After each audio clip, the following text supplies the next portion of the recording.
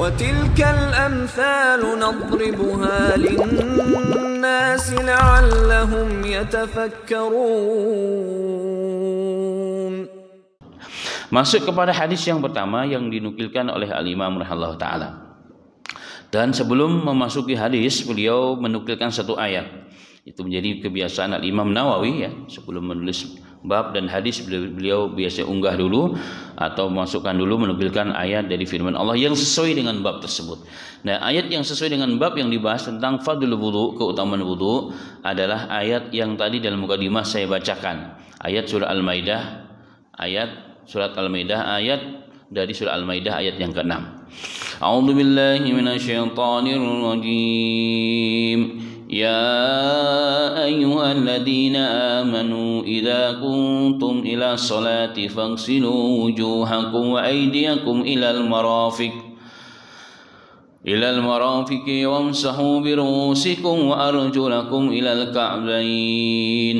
Ini ayatnya masih panjang, ini potongan ayat yang pertama. Allah Ta'ala berfirman, wahai orang-orang yang beriman, idza kuntum ila shalah, apabila kalian ingin menjalankan salat. Jadi ingin menjalankan salat, maka bagi yang ingin menjalankan salat wajib untuk wudu. Maka wudu menjadi syarat utama, bersuci utama ketika orang mau menjalankan salat. Tanpa wudu maka salat kita menjadi tidak sah dan dianggap kita berdosa karena bermain-main dengan syariat Allah Subhanahu wa taala. Maka wajib untuk berwudu. Dan poin yang pada diterangkan pada ayat ini menjadi kesepakatan para ulama Ahlus Sunnah wal Jamaah bahwa poin ini adalah hukumnya wajib. Yang pertama kata Allah, "Faghsilu wujuhakum", basuhlah wajah-wajah kalian. Ini wajah kita dibasuh. Dari mana? Dari atas awal tumbuhnya rambut. Di sini ya. Bagaimana kalau rambutnya sudah semakin senja semakin berkurang? Karena masa ya, karena waktu kemudian rambutnya pada hilangnya. Kayak saya pun sudah mulai agak ke atas. Ya sudah dari ujung rambut usahakan ya. Pokoknya di sini ya. Di sini sudah syariatnya. Kalau mau dari sini juga boleh. Minimal dari ujung tumbuhnya, umumnya awal dulu tumbuhnya rambut, ya kan. Ini diusap sampai ke bawah. Sampai ke sini. Dakan di sini. Kalau kita ada jenggot di sela-sela. Nah, jenggot itu hiasan bagi kaum laki-laki. Di sela-sela dari samping, dari mana? Dari ujung sini. Ujung telinga sampai sini. Nah, ini semua adalah wajah yang harus dibasuh. Wajibnya sekali. Sunnah kedua, sunnah sempurna tiga kali. Baik, dan sambil digosok sebenarnya. Nah, ini banyak tata cara teman-teman ya, sebagian anak-anak kecil lah biasanya. Wudunya itu bukan diusap tapi ditabrakkan air. Gitu. Pertama air itu menjadi boros. Yang kedua, semua bagian kita ini basah jadinya. Dan juga teman kita di samping kita jadi basah. Jadi wudu itu bukan air ditabrakkan disiramkan ke muka kita, tapi ditaruh di tangannya basah baru diusapkan dari sini. Ya, diujauhkan sambil digosok sedikit. Itu wudu yang benar. Itu wudu yang benar sehingga tetap badan kita juga tidak basah, kita bisa mengirit air wudu. Baik. Yang berikutnya kata Allah Subhanahu wa taala, yang wajib kalian basuh ketika wudu adalah apa? Wa aydiyakum ilal marafiq. Tangan-tangan kalian sampai siku. Tangan maksudnya adalah tangan. Dimulai dari kanan sunnahnya 3 kali. Ya, dibasuh. Sambil digosok ya, dari ujung sini sampai ujung sini. Ini yang wajib ya, kita bicara yang wajibnya. Sampai sini dan usahakan jangan sampai sini tuh kering. Karena ujung siku biasanya itu suka kering, maka digosok. Ya, digosok. Sambil gini kan jemaah. Dalam beberapa kajian ilmiah, kenapa Rasulullah mengatakan digosok? Air itu jangan terlalu banyak, tetap digosok. Ini penggosokan ini sama dengan refleksi sebenarnya. Sama dengan refleksi ya. Itu digosok 3 kali, sekali ya, 2 kali. Dan jari-jari tadi di sela-sela ya. Baru setelah 3 kali sebelah kiri, 1 ya, 2 3 sampai di sini ya. Wajib, hukumnya wajib. Jadi sampai di siku, melewati siku sedikit itu hukumnya wajib dan itu harus, tanpa itu maka wudu kita tidak sah. Kemudian wamsahu biruusikum yang tadi sudah dibahas, baru di situ dan usaplah kepala-kepala kalian. Kalau dalam mazhab Syafi'i itu minimal itu 3 helai rambut. Dari mana beliau berdalil? Dari hadis ini, dari ayat ini. Wamsahu ruusakum. Ruus itu jamak dalam bahasa Arabnya. Jamak berarti lebih dari 1 dari 2 karena rambut. Jadi maka dari situ beliau mengistimbat, orang yang sangat faqih sebenarnya dan luar biasa ilmunya, maka minimal ngusap rambut kepala itu 3 helai. Tapi jujur kalau kita merujuk kepada hadis Rasulullah yang dicontohkan Rasulullah bukan hanya 3 helai. Jadi kalau kita wudu kalau mazhab Syafi'i kita cuma pinggir ambil cuma begitu 3 helai sah. Tapi kalau merujuk kepada sunnah Nabi Muhammad SAW, Rasulullah tidak pernah melakukan itu. Yang dilakukan adalah seluruh kepala diusap. Nah pertanyaannya, bagaimana kalau ada orang-orang yang biasa pakai surban? Pakai surban. Nah pakai surban dalam hadis dikatakan kalau kita saat pakai surban dalam kondisi bersuci, maka cukup begini, air ditaruh di tangan, jari dimasukkan ke ujung surban begini. Kalau memang surbannya agak turun depannya ya, tapi kalau surbannya pas dia di ujung jidat, maka cukup begini, undi alirkan ke belakang di atas surban, kemudian ke depan lagi, langsung telinga. Tapi dengan syarat saat berwudu dalam kondisi bersuci. Dan ini disunahkan oleh Nabi Muhammad SAW. Tapi kalau tidak itu disunahkan oleh Sallallahu Alaihi Wasallam, baik laki-laki ataupun perempuan itu sama. Kemudian wa arjulakum, dan dibasuh kedua kaki kita yang tadi sudah dibahas sedikit sampai kedua mata kaki. Jadi mata kaki harus lewat, itu harus dibasuh, dan jari-jari kaki di sela-sela. Tangan kiri nyala-nyalanya memang tidak ada hadis, tapi kalau kita merujuk kepada umum maka dengan tangan kiri, karena tangan kiri itu untuk pekerjaan yang dianggap bersih dan seterusnya, itu adalah dengan tangan kiri. Maka di sela-sela, kecuali jika kita pakai khuf mungkin bapak-bapak ya sedang umroh dan haji musim panas sekali atau musim dingin sekali, kaki kadang-kadang tidak kuat menginjak lantai Masjidil Haram atau di mana berada, atau bahkan mungkin di luar negeri musim panas atau musim dingin itu sama. Yang penting saat kita mau pakai khuf, kaos kaki yang dari kulit itu ya, pakai khuf dalam kondisi bersuci, maka saat kita wudu tidak perlu dilepas, hanya cukup diusap. Kalau mazhab Syafi'i ya, atas dan bawah, ini kaki ya, anggap ini kaki, atas dan bawah ya, sangat sedikit atas dan bawah diusap. Tapi kalau merujuk kepada hadisnya Nabi Muhammad, yang bawah tidak perlu, ya yang atas juga cuma sekali. Makanya Ali bin Abi Thalib pernah mengatakan, seandainya agama itu tolak ukurnya hanya akal, maka yang seharusnya diusap saat basuh khuf adalah bawah, telapak kakinya. Kenapa? Karena telapak kaki itu yang bersentuhan dengan tanah, dengan lantai. Tapi karena aku melihat Nabi Muhammad SAW ketika mengusap khuf itu atas yang diusap, maka aku cukup dengan atas. Saya dahulukan iman, saya dahulukan hadis daripada akal. Makanya terjaga iman dan Islam para sahabat Nabi Muhammad SAW. Itu boleh sekali lagi jika kita pakai khufnya dalam kondisi sudah bersuci. Berapa lama masanya? Kalau kita nggak kemana-mana, alias kita mukim di rumah, mungkin kita sakit, boleh pakai itu jemaah. Mungkin sakit nggak bisa kena air, pakai itu. Kalau mau pakai kaos kaki dulu juga nggak ada masalah. Kalau kita di rumah 24 jam waktunya, jadi selama 24 jam boleh tidak dibuka, tidur dengan itu ya. Maaf, buang hajat dengan itu, yang penting tidak mandi. Kalau mandi pasti dibaca. Itu boleh 24 jam, dilepas, dikeringkan, dipakai lagi. Kalau kita dengan sedang musafir dalam perjalanan 24 kali 3, jadi 3 hari 3 malam boleh tidak dilepas. Dan ini subhanallah sangat menolong bagi orang-orang terutama yang tinggal di wilayah-wilayah dingin ekstrim atau panas ekstrim. Kalau di sini mungkin ya anggaplah di puncak ya, mungkin di puncak karena jarak dingin ya, apalagi musim yang dingin kayak begini, boleh pakai khuf. Kalau kita wudu cuma diusap atasnya. Yang penting saat kita pakai khuf, sebelum pakai khuf masih dalam kondisi bersuci. Itu atau mungkin orang yang sedang sakit. Ini adalah udzur dari Allah Subhanahu wa taala. Nah, 4 anggota bagian ini jemaah sekalian disepakati oleh ulama hukumnya wajib. Kemudian berbeda awalannya dan akhirnya. Kalau mazhab Abu Hanifah ini yang wajib ini. Kalau mazhab Syafi'i ada tambahannya, diakhiri dengan tawali terus menerus, continue. Jadi wudu itu nggak boleh buka muka dulu, habis itu ngobrol atau makan dulu, kemudian balik lagi nyambung lagi wudunya, nggak boleh begitu. Harus berkesinambungan terus menerus, waktunya tidak boleh terpisah waktu lama. Itu tambahan dari mazhab Syafi'i dan itu sesuai. Kemudian yang terakhir tertib, urutannya jelas ya, harus ada urutan dari muka dulu, ya ini yang wajib ya, baru terakhir adalah kaki, nggak boleh dibalik-balik. Ini yang tidak boleh dibalik-balik. Kalau mazhab Hanafi itu boleh dibalik-balik. Yang penting 4 itu yang harus dibahas. Jadi boleh kaki dulu, baru terakhir muka dulu boleh dalam mazhab Hanafi. Karena di sini nggak diterangkan, Quran hanya mengatakan hanya yang penting 4 perkara itu yang dibasuh. Itu menurut mereka. Secara keilmuan fikihnya begitu, tetapi secara amaliyahnya sama dengan kaum muslimin yang lain.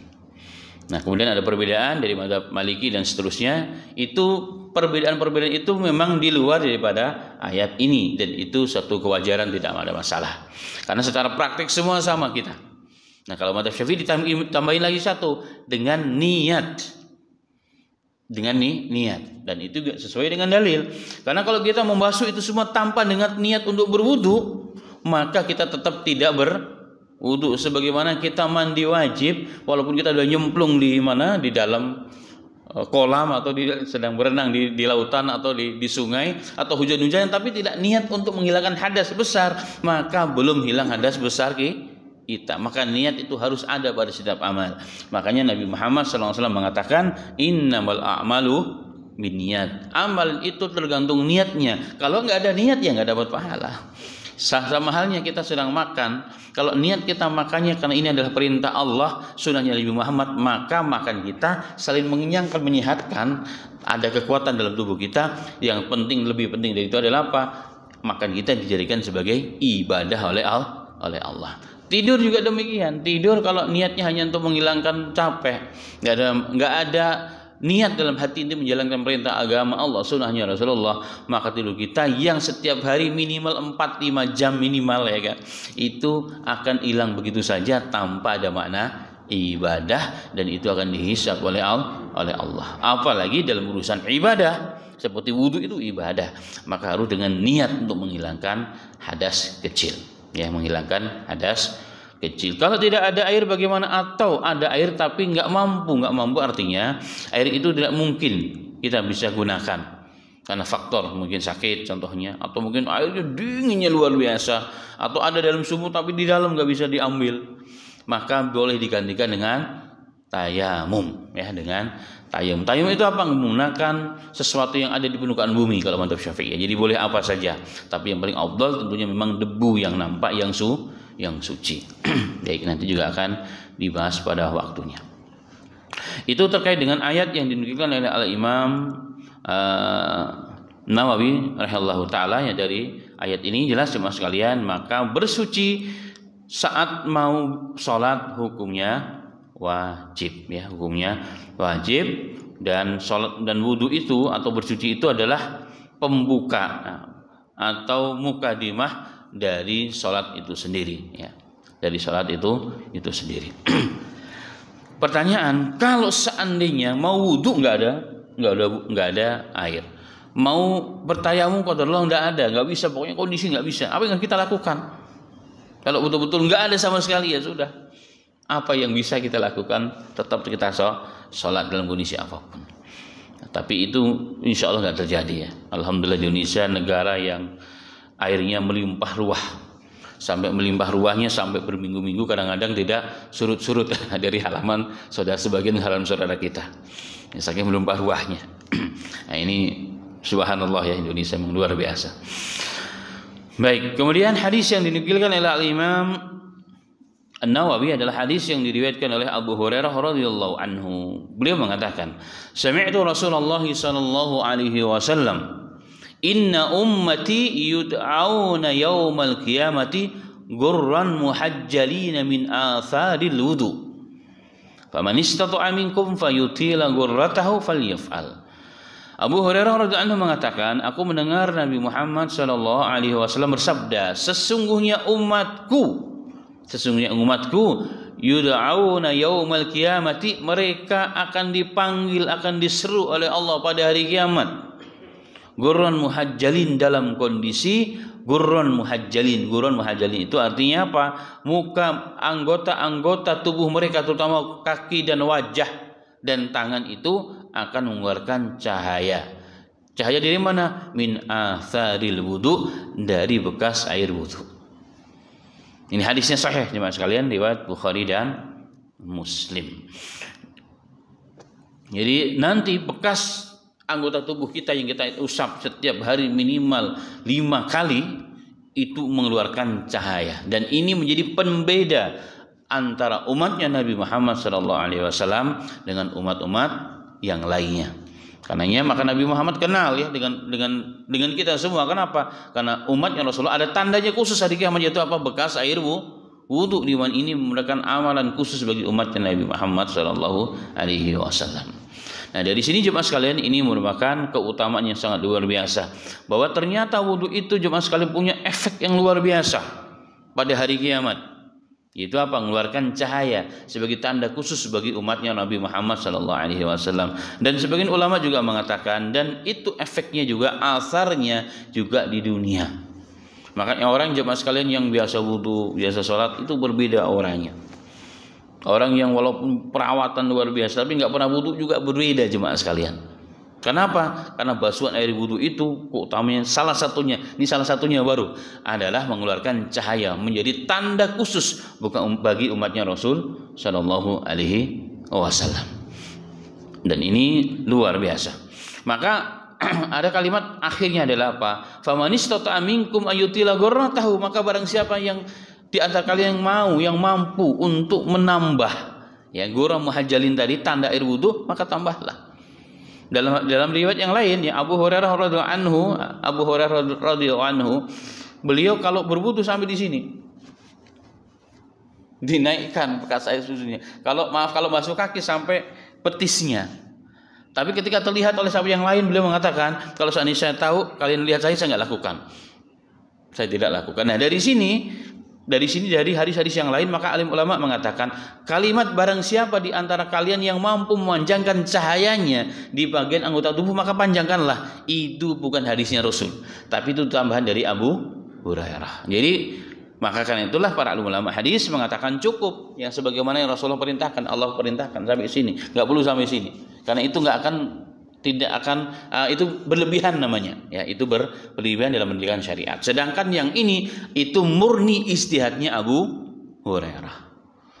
Kalau seandainya itu perintah Rasulullah, pasti sahabat akan banyak yang meriwayatkan dan juga akan dilakukan oleh sahabat-sahabat yang lain. Jadi ini murni adalah ijtihadnya Abu Hurairah. Dan kalimat perintah tadi, barang siapa di antara kalian yang mampu memanjangkan cahayanya igurahnya, maka lakukanlah. Itu bukan, sekali lagi, bukan sabda Rasulullah, tapi itu pernyataan dari Abu Hurairah. Dari mana kita ketahui? Dari seluruh hadis-hadis dikumpulkan jadi satu, dipelajari oleh ulama-ulama kita dahulu. Ketahuan, ini yang hadis, ini yang pernyataan Abu Hurairah. Alhamdulillah itu bisa diketahui dengan benar.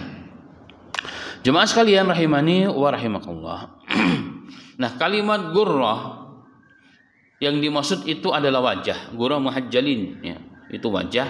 Muhajjalin itu adalah cahaya di anggota telapak tangan dan kaki. Artinya yang di daerah biasa diusap. Itu mengeluarkan cahaya yang luar biasa kelak pada hari kiamat ya, sebagai tanda umatnya Nabi Muhammad sallallahu alaihi wasallam. Sehingga dari jauh ketahuan, ini umatnya Rasul, ini umatnya Rasul, ini umatnya Rasulullah. Suatu ketika Rasulullah SAW pernah mengatakan, aku rindu dengan saudara-saudaraku. Sahabat mengatakan, ya Rasulullah, bukankah kami adalah saudara kalian? Rasulullah mengatakan, bukan, kalian sahabat-sahabatku. Saudaraku adalah apa? Orang yang belum lahir, yang belum datang. Ditanya, bagaimana kau kenal mereka ya Rasulullah, sedangkan mereka belum pernah ketemu dengan engkau belum pernah ketemu dengan mereka. Rasulullah mengatakan, ada tandanya. Yaitu apa tandanya? Cahaya pada wajah, tangan dan kaki mereka, efek asar dari wudu. Jadi ternyata kita semua jemaah sekalian dirindukan oleh Nabi Muhammad sallallahu alaihi wasallam. Rasulullah kagum, orang yang belum pernah bertemu dengan aku, melihat Quran turun kepadaku, beriman kepadaku, itu luar biasa. Jadi iman mereka adalah orang-orang yang hebat, orang yang kuat imannya tanpa melihat tetapi beriman. Karenanya Rasul merindukan orang-orang semacam ini. Semoga kita termasuk di dalamnya. Amin. Amin ya rabbal alamin. Kemudian jemaah sekalian rahimani wa rahimakumullah. Hadis yang berikutnya dari nukilan Al-Imam adalah apa? Dari riwayat yang sama. Dari Abu Hurairah diriwayatkan oleh Muslim. Kalau tadi Bukhari dan Muslim, ini teksnya Muslim. Abu Hurairah radhiyallahu anhu mengatakan, aku mendengar Khalili sallallahu alaihi wasallam yaqul, aku telah mendengar kekasihku Nabi Muhammad sallallahu alaihi wasallam telah bersabda, tablugul hilyah minal mu'min haitsu yablugul wudu. Rasul sallallahu alaihi wasallam mengatakan, kelak perhiasan seorang mukmin akan sampai di tempat sampainya air wudu tersebut. Maksudnya adalah apa? Maksudnya orang Islam nanti, orang mukmin yang biasa sholat, berarti biasa wudu, akan mendapat perhiasan. Perhiasan ini kalau dia namanya perhiasan seperti emas dan perak.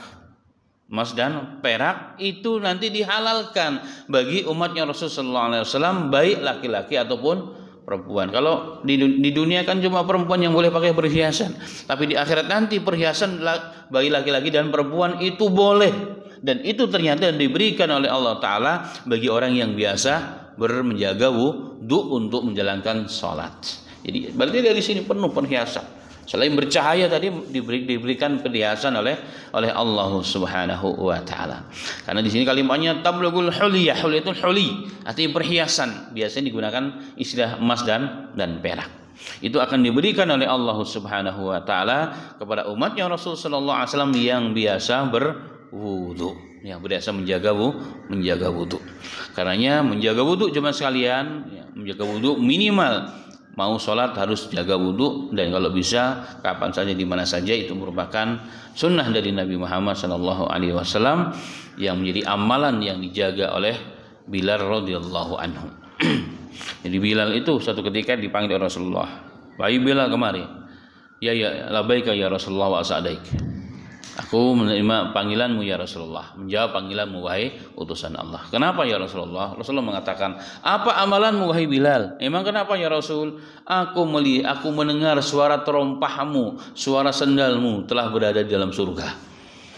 Kamu masih bersamaku berjalan di bumi, tapi suara sendalmu bisa di surga. Gimana ceritanya? Ini satu kepastian dari Rasulullah, tentunya wahyu dari Allah Subhanahu wa Ta'ala, bukan hijab oleh Allah. Rasulullah SAW sehingga mendengar bahwa bahwa Bilal dipastikan ahli surga. Maka Abu Hurairah Bilal radhiyallahu anhu mengatakan, aku tidak punya amalan khusus ya Rasulullah, kecuali memang aku istiqamah. Setiap aku batal kapanpun, ya jam berapapun aku wudu kemudian sholat 2 rakaat.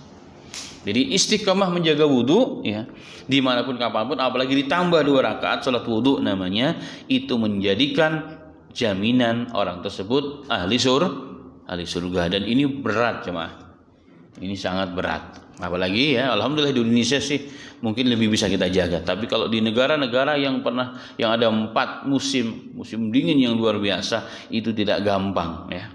Itu tidak gampang, Masya Allah. Mujahadah lebih, apalagi kalau subuh-subuh begini dinginnya kayak kita butuh di air es. Gimana itu? Butuh di air es pagi-pagi. Selain kedinginan, tangan-tangan kita pecah, kaki kita pecah-pecah. Masya Allah, perihnya luar biasa. Maka maka kondisi seperti ini tentunya semakin kuat ya pahalanya di sisi Allah Subhanahu wa Ta'ala. Dan ini menjadikan seseorang itu dijamin surga oleh Rasul sallallahu alaihi wasallam. Kemudian jemaah sekalian rahimani wa rahimakumullah, yang lainnya Rasulullah bersabda, "Man tawadda'a fa ahsana al-wudu'a kharajat khatayahu min jasadi hatta takhruj min tahti adfarihi." Riwayat Muslim dari Utsman bin Affan radhiyallahu anhu, Rasulullah SAW mengatakan masih tentang keutamaan wudu. Man tawadda'a, barang siapa yang berwudu, fa ahsana al-wudu'a, dengan sebaik-baik wudu. Sebaik-baik wudu maksudnya bagaimana? Dengan sunnah-sunnah yang dianjurkan Rasul. Menyempurnakan yang memang harus disempurna, maka nggak boleh ada yang kurang. Itu namanya ahsanul wudu, wudu yang baik, atau memperbaiki wudu, atau menjadikan wudu adalah wudu yang sempurna. Kata Nabi Muhammad SAW, apa keutamaannya selain yang tadi, cahaya tadi ya? Kharajat khatayahu min jasadihi, keluar dosa-dosanya dari jasadnya. Dalam riwayat yang lain, ketika membasuh muka, keluar dosa-dosa dari mata kita. Ketika kita berkumur-kumur, keluar dosa-dosa di lisan yang kita bisa ucapkan yang tidak benar, yang dianggap itu dosa oleh Allah Subhanahu wa taala. Ketika kita membasuh tangan, maka akan keluar dosa-dosa dari tangan kita. Begitu juga dari kaki-kaki kita. Bahkan Rasulullah mengatakan sehingga sampai keluar dari bawah kuku-kuku kita. Dalam riwayat sampai tetesan air yang terakhir yang turun itu membawa dosa-dosa kita. Makanya semakin banyak berwudu cuma sekalian. Makanya sebelum berwudu kita teringat lagi malas. Tapi ternyata dosa kita banyak, wudu. Maka dosa-dosa itu diampuni oleh Allah Subhanahu wa taala. Walaupun sebagian ulama mengatakan yang dimaksud diampuni dosa-dosanya adalah dosa-dosa selain dosa besar. Yang kadang-kadang kita banyak tidak sadar kalau itu adalah satu doa, melihat yang tidak diperbolehkan, mendengar yang tidak dibolehkan, memegang, memukul sesuatu yang seharusnya tidak diperbolehkan, melangkah ke tempat-tempat yang tidak baik, kaki kita digunakan untuk hal yang tidak baik, itu diampuni semua oleh Allah Subhanahu wa taala. Sedangkan dosa-dosa yang besar ini menurut sebagian ulama ya, menurut sebagian ulama harus bertaubat dengan memenuhi syarat-syarat taubat. Tapi dengan wudu sendiri menghapuskan dosa semua. Masya Allah. Makanya kalau kita tadabburi ini hadis, saat seorang muslim wudu saja dosa sudah berguguran. Kemudian dia melangkah ke masjid dari rumah kita, menghapuskan dosa yang lain, kemudian meninggikan derajat. Apalagi sholatnya jemaah. Ini belum wudu nih ya. Ini kita belum wudu sudah seperti itu. Rahmat Allah kepada kita. Masya Allah. Makanya orang ahli ibadah itu adalah orang-orang yang insya Allah dijauhkan dari dosa. Kalaupun dosa diampuni oleh Allah. Kenapa? Prosesnya itu panjang. Sebelum sholat sendiri itu sudah pengampunan dosa, menaikkan derajat dari sisi Allah Subhanahu wa taala. Maka apalagi ya yang membuat kita menjadi malas. Apalagi membuat kita malas. Maka kalau kita sedang malas ibadah, ingat dosa saya banyak. Kapan lagi kalau nggak sekarang ya kan? Makanya disunahkan ada istilah tajdidu wudu, memperbaiki wudu terus. Itu disunahkan juga oleh Nabi Muhammad Shallallahu Alaihi Wasallam. Menjaga wudu itu luar biasa. Ya, menjaga wudu itu luar biasa. Semoga kita niatkan jemaah sekalian ya, kita menjaga wudu. Karena ada beberapa keutamaan wudu juga ya, di antaranya adalah, tapi hadisnya sebagian mengatakan lemah dari riwayat Tirmidzi. Barang siapa yang sedang berwudu kemudian meninggal dunia dihitung sebagai mati syahid. Ini dalam kondisi tiap hari ya, di siang hari. Kemudian kalau kita wudu sebelum tidur jemaah sekalian didoakan oleh malaikat Allah. Apa kata malaikat dalam hadis yang sahih? Kita akan sampaikan hadisnya. Ya Arab, hada abduka.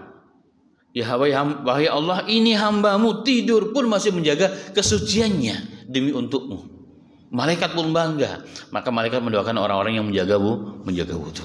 Ada satu lagi yang saya diajarkan oleh guru kami adalah yang selalu membuat kita jadi semangat. Mau kemana harus wudu adalah apa? Dia katakan wudu itu punya keutamaan yang banyak. Di antaranya menjaga dirimu dimanapun berada, dan seandainya pun dicabut nyawanya dalam kondisi bersuci, kita masih dalam kondisi bersuci. Minimal kita siap menghadap Tuhan. Belum lagi pahala yang mati syahid seandainya itu hadisnya benar.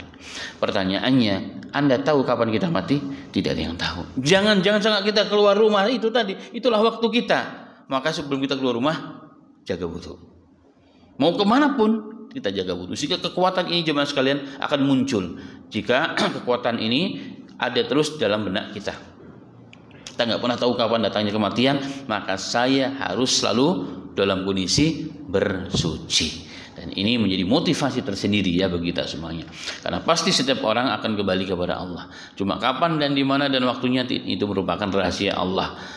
Yang terpenting bagi kita adalah kesiapan yang kita bisa diantaranya menjaga kesucian ya. Semoga Allah berikan taufik kepada kita semuanya. Amin. Amin ya rabbal alamin.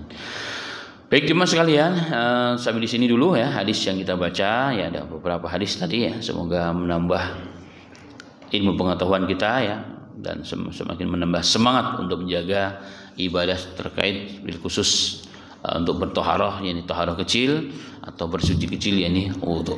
Semoga ini menjadi motivasi kita semua dan menjadi motivasi untuk menjaga wudu kita dimanapun dan kapanpun berada. Terutama tentunya kita sempurnakan wudu kita ketika kita mau sholat.